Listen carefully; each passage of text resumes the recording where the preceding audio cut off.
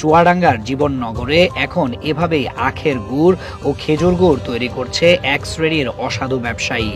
স্বাদ ও রঙে আকর্ষণীয়, কিন্তু ভেতরে লুকানো বিশুদ্ধ বিষ।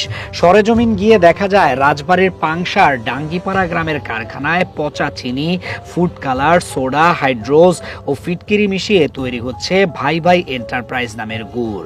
শ্রমিকরা নোংরা ঘামে ভেজা শরীরে পা দিয়ে সেই মিশ্রণ নাড়ছেন।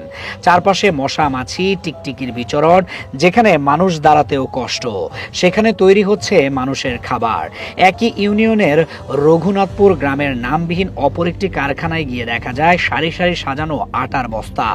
এছাড়াও সাজানো রয়েছে গোখাদ্য চিটাগুড়, কাপড়ের বিষাক্ত রং, গরুর চর্বি আর কাগজে লাগানো এক ধরনের আঠা। এসবের সংমিশ্রণে তারা নির্দ্বিধায় তৈরি করছেন গুড়। এসব মানুষের না পশুর খাদ্য, দেখে বোঝার উপায় নেই। ভেজাল গুড় তৈরির এই প্রক্রিয়া শুধু রাজবাড়ীতেই সীমাবদ্ধ নয়। রাজশাহীর বাঘায় একইভাবে চিনি, চুন, ফিটকিরি, ডালডা ও হাইড্রোজ মিশিয়ে খেজুর গুড় তৈরি হচ্ছিল, যা পরে রাজধানী সহ দেশের বিভিন্ন বাজারে বিক্রি করা হয়।